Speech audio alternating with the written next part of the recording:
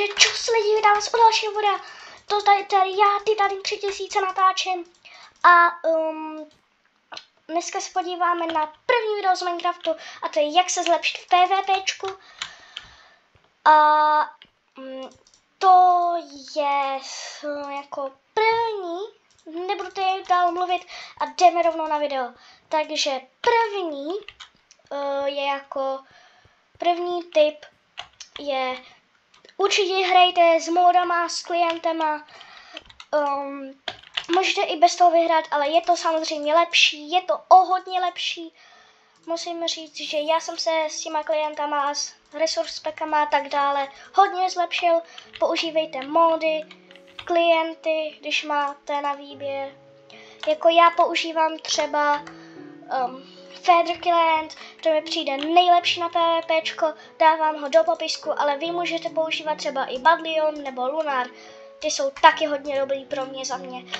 A my jdeme rovnou na druhý tip, a to jsou módy, takže když půjdeme do Feather Clientu, třeba tady, na PvPčko bych vám určitě doporučil Armor Status, to vám bude takhle tady ukazovat, jestli to jestli to armor máte už rozbitej nebo ne. Potion efekt, to vám tady bude ukazovat potiony, to si určitě zapněte. Perspektiv, když máte možnost, jako třeba na Hypixelu nemáte možnost si ho zapnout, tak se ho taky zapněte, to se můžete podívat, jestli třeba je váš hráč vzadu. Toggle Sprint, to vám bude samo běhat. A FPS, to vám prostě tady bude ukazovat, kolik máte FPS. No, ještě k tomu CPS, to kolik máte CPS. A samozřejmě i keystroke, to vám bude ukazovat tady tu klávesnici, na co klikáte. Tak jo, takovýhle módy máte doporučený a my jdeme rovnou na třetí tip, a to jsou resource packy. Určitě vám doporučuju tady ty resource packy verzi V3 a The Legend 27. Dávám je oba dva do popisku, stejně jako Feather Client, a doporučuji vám je hodně. Jsou hodně dobrý na PvPčko. Čtvrtý tip. Vyhýbání. Určitě je dobrý se takhle vyhýbat, protože třeba já se aktivuju tady to, aby jsem mohl to. Tady třeba prostě jde hráč proti vám a vy ho dostanete do komba a abyste si to kombo udrželi, aby vás nehytnul, tak se takhle vyhýbejte různě takhle a trefujte se do toho stejného bloku a k tomu se taky rovná aim, proto jsem taky tady a já se chci třeba trefit do tohohle bloku, do tohohle a do tohohle. Podívejte, snažte se vždycky trefit do toho stejného bloku a to co nejrychleji. Takhle se asi nejlépe trénuje aim.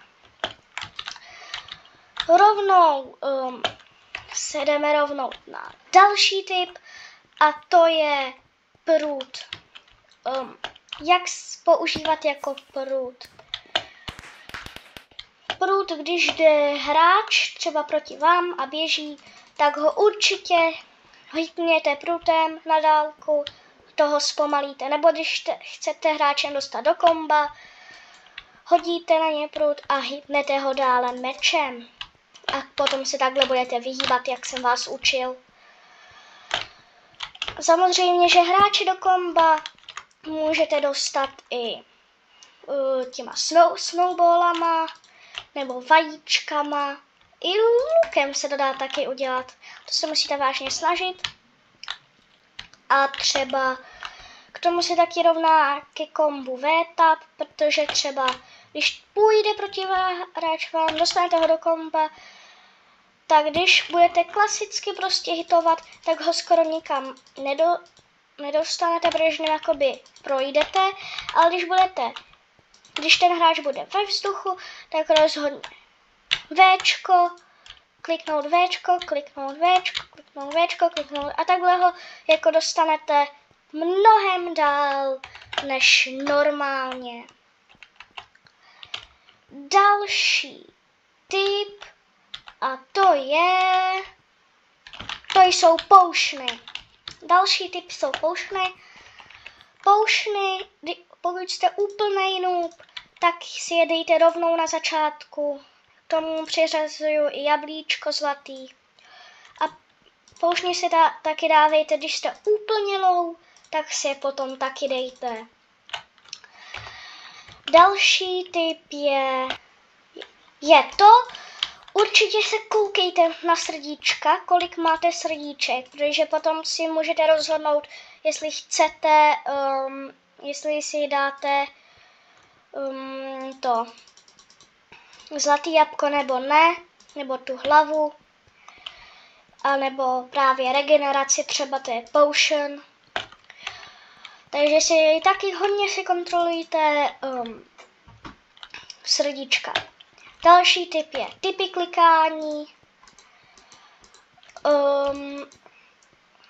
jako třeba butterfly click, to je, že si dáte jako přes myš trošku prsty, 2 prsty si dáte trošku jako přednu a takhle klikáte jeden přes druhýho a to je butterfly click třeba. A to už jsou pro mě za mě všechny typy a já vám teď ukážu, jak hraju. Tak jo, jako první jsem vybral klasik a ukážu vám, jak hraju já. Tak střílejte po něm určitě takhle. Nos. Já strašně z toho trefit, já moc neumím, to je jedno. Pruty a potom tohle. Věta, vidíte, jak daleko jsem ho dostal. No, první výhra a my jdeme rovnou na další z klasiku. Tak jo, jdeme na další z klasiku. Tak, čuskamo, střílím, teďka jsem ho třeba trefil. On má, no tak, hitujte, tak bráníme a hitujeme a Victory, vyhráli jsme tady ten souboj. Tak jo, tady to už je pro dnešní video všechno, další fighty už bohužel nebyly, protože už jsem žádný našel, protože všude bylo 0 lidí. A doufám, že se vám video líbilo, nezapomeňte zanechat like, odběr a zvoneček. Hlavně ten odběr, protože odběr je samozřejmě nejlepší. Aby jsme měli těch 50 odběratelů a odhalili jsme to tajemství o mém starém čísle 1509. Doufám, že se vám video líbilo a čus.